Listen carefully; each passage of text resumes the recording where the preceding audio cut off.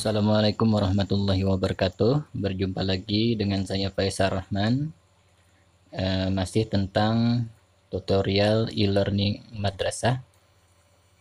Di episode sebelumnya kita sudah membahas tentang bagaimana cara membuat kelas baru dan menyusun KI dan KD.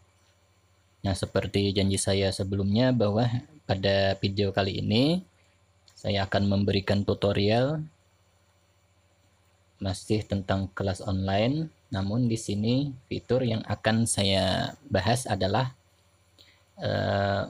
bagaimana cara menyusun KKM dan bagaimana menyusun RPP pada aplikasi e-learning madrasah ini. Yang pertama kita akan menyusun KKM. Kita akan langsung tap saja KKM-nya. Nah, penentuan KKM di sini itu ditentukan oleh sistem aplikasi ini, ya, di mana mengacu pada juknis penilaian berdasarkan pembobotan 3 aspek di bawah ini. Yang pertama, penentuan KKM per KD adalah KKM per KD sama dengan jumlah skor setiap aspek per jumlah aspek. Lalu penentuan KKM per mata pelajaran adalah KKM mata pelajaran sama dengan jumlah KKM per KD per jumlah KD. Kemudian penentuan interval predikat adalah interval nilai sama dengan nilai maksimal dikurang KKM dibagi 3. Nah, itu. Nah, di sini ada beberapa pilihan. Kita lihat di sebelah sini. Ini nilai KKM-nya belum muncul, masih 0. Ya, ini masih 0. Nah, di sini juga KKM mata pelajaran juga 0. Jadi di sini KKM-nya per KD.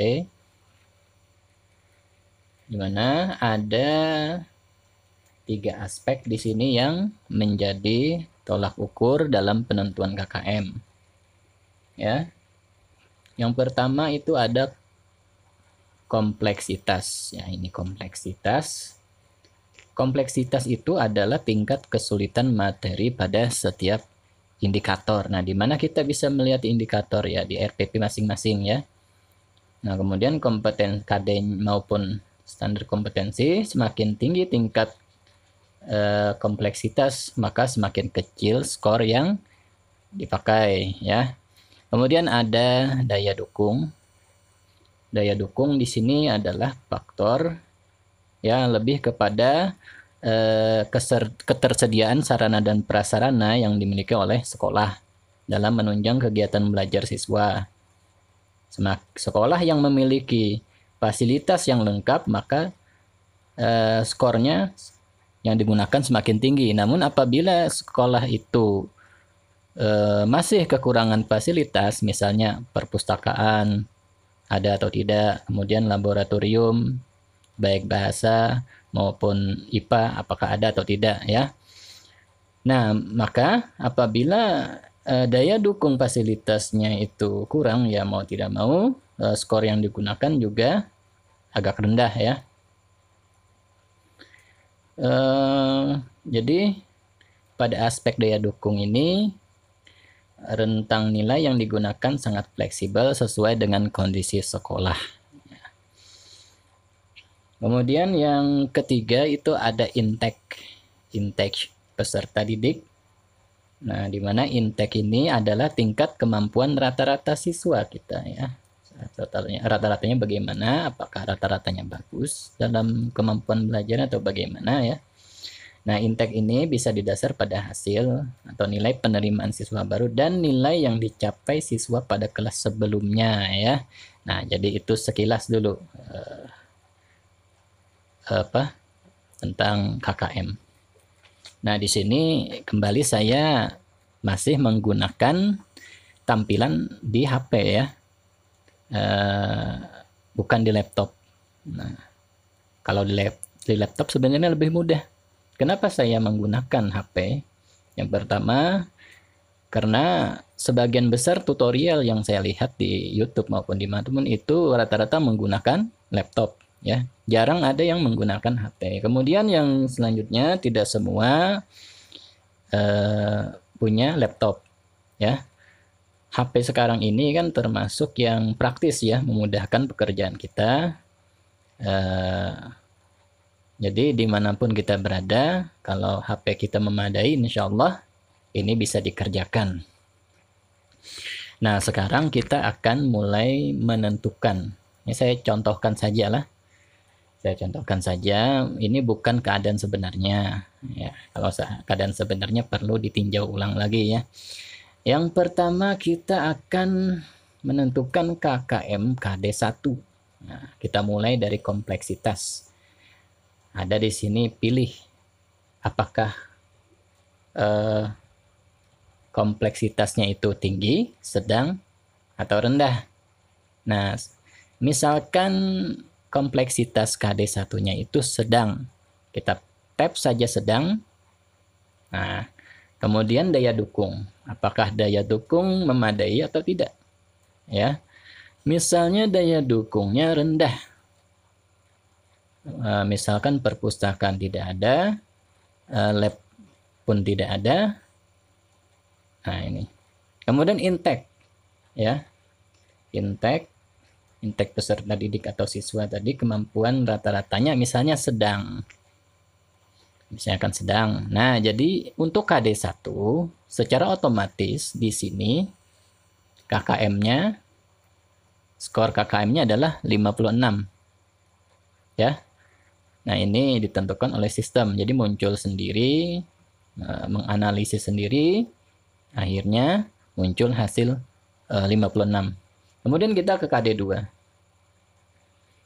KD2 kembali lagi, misalkan KD2 itu apakah itu berhubungan dengan kompleksitas, daya dukung, intek peserta didik, dan lain sebagainya. Dimana kemarin waktu kita menyusun KI dan KD itu sudah kita ketahui bahwa ada 2 KD, baik itu pengetahuan ataupun keterampilan, ya. Kemudian KD2 misalkan ini, ya, misalkan sedang, kita pilih sedang, kemudian di sini sedang apa yang akan kita dapatkan. Nah, KD156, KD267, dan di sini hasil dari KKM-nya untuk mata pelajaran adalah 62, ya. 62. Kalau menurut sistem berarti ini adalah skor paling wajar untuk kalau kondisinya seperti yang saya contohkan, ya. Baiklah. Di sini sekarang ada interval predikat, ya. Ada predikat A, B, C, atau D. Kita lihat di sini. Skor kita 62, berarti antara 61 sampai 73. Berarti predikatnya C, ya. Kalau gambarannya seperti ini, ya.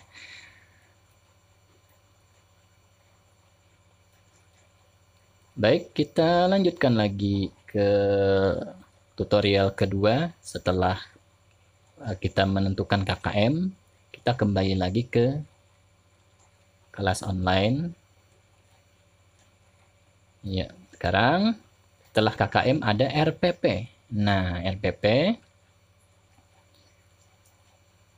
ya, jadi sesuai dengan yang saya isi tadi pada kotak warna biru ini. Dalam kelas ini Anda harus melakukan pertemuan dengan siswa kelas sebanyak 9 kali pertemuan. Setiap pertemuan dan materi pokok bahasan mohon dimasukkan ke dalam tabel di bawah ini agar proses pembelajaran lebih terstruktur dan memudahkan Anda dalam menyampaikan materi. Ini saya contohkan aja dulu. Ini contoh. Saya ambil dari RPP Sejarah Indonesia semester genap. Materi pokoknya tentang Indonesia zaman Hindu dan Buddha, silang budaya lokal dan global tahap awal, alokasi waktu, 9 minggu kali 2 jam pelajaran, 1 jam pelajaran adalah 45 menit. Berarti 1 kali pertemuan itu ada 2 jam pelajaran. Baik, untuk membuat RPP langsung saja kita tap. Tab ini ada kotak bertuliskan buat rencana pembelajaran. Kita tap saja di sini. Langsung muncul tampilan form rencana pembelajaran. Ada tanggal, ada jam keberapa, ada sampai jam berapa, kemudian pertemuan keberapa, bahan materi apa. Di situ bahan materi adalah topik atau materi ya. Lalu kompetensi inti. Kompetensi intinya itu sebenarnya sudah ada di pilihan. Nah, pilihannya sudah ada. Kemudian KD-nya juga ada juga di situ. Baik, sekarang kita mulai. Ini contoh saja ya. Contoh misalkan pertemuan pertama itu pada bulan Januari. Januari misalkan tanggalnya adalah tanggal 6 ya. Nah, jadi pertemuan pertamanya itu tanggal 6 Januari 2020. Kemudian lagi jam keberapa? Misalkan kita jam ke-3 sampai jam ke-4 pada jam normal di sekolah. Lalu ini pertemuan keberapa? Ini misalkan pertemuan 1 atau pertemuan pertama pada awal semester. Nah, kemudian bahasan materinya berarti tentang Indonesia zaman Hindu dan Buddha. Kemudian silang budaya lokal dan global tahap awal. Iya, nah, saya kira cukup dulu. Kemudian kita pilih KI-nya. Apakah ini tentang KI 3 atau KI 4? Kita ambil KI 3 aja dulu. Artinya ini pengetahuan. Nah, di sini KD-nya langsung muncul sesuai apa yang kita isi kemarin. Ya, kita pilih saja menganalisis berbagai teori tentang proses masuknya agama dan kebudayaan Hindu dan Buddha ke Indonesia. Nah, mudah kan? Ya, itu kenapa saya lebih dulu memberikan tutorial tentang menyusun KI dan KD ini fungsinya. Kalau kita langsung ke kalau kita langsung ke RPP tentu tidak akan muncul pilihan pada kolom KD maupun KI-nya. Kemudian tujuan pembelajaran, tujuannya pasti ada ya, setiap RPP itu pasti ada tujuannya. Saya persingkat aja lah, tidak perlu harus sesuai dengan yang ada, yang penting mencakup ya. Yang pertama itu memahami teori-teori masuknya agama dan kebudayaan Hindu dan Buddha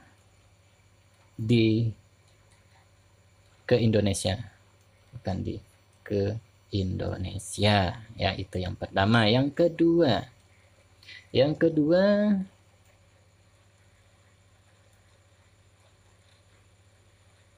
menyebutkan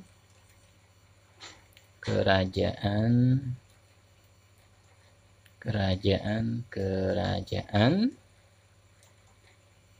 Hindu dan Buddha yang pernah ada di Indonesia. Ya, saya kira cukup itu dulu. Lalu metodenya. Metode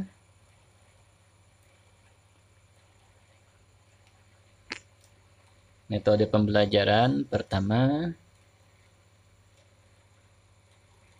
dari pendekatannya dulu saintifik.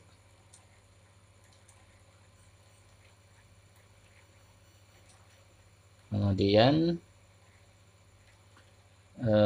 metodenya diskusi, lalu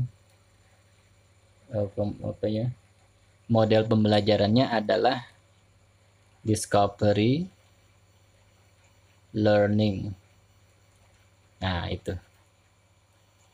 Kemudian media pembelajaran itu bisa media seperti lembar kerja siswa, lalu perpustakaan sekolah kalau ada, atau juga internet. Ya. Kita tulis saja dulu ya. Kita tulis yang pertama media. Media itu internet dan perpustakaan. Kemudian lagi alat atau bahan ya. Alat atau bahan. Alat atau bahan di sini bisa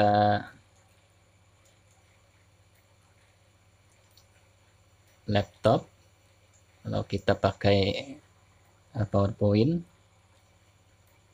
Kemudian LCD proyektor, itu namanya LCD proyektor ya, kalau kita sebut merek nanti dikira iklannya. Lanjut lagi, kemudian slide PowerPoint. Nah, ini contohnya. Nanti kawan-kawan bisa dikembangkan ya. Ini hanya contoh saja. Kemudian kegiatan pembelajaran. Ini juga saya akan singkat-singkat saja. Kegiatan pembelajaran yang pertama pendahuluan. Nah, kemudian selanjutnya kegiatan inti, di mana di pendahuluan ini biasanya banyak tahapan-tahapannya. Kalau saya ketik nanti kebanyakan ya. Beda kalau di laptop tinggal copy paste selesai. Lalu penilaian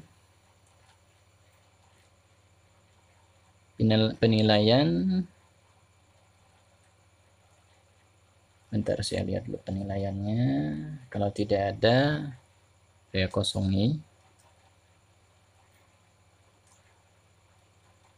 Penilaian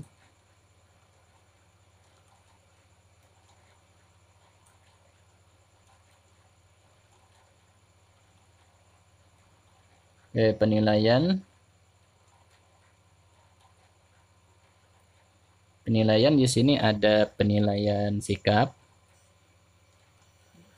Nah, kok hilang ya? Bentar. Nah, hilang dia.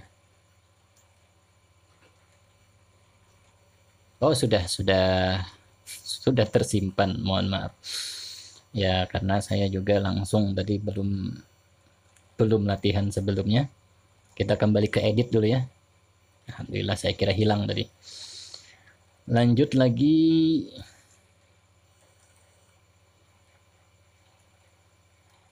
Penilaian ada sikap. Biasakan kayak gini ada sikap.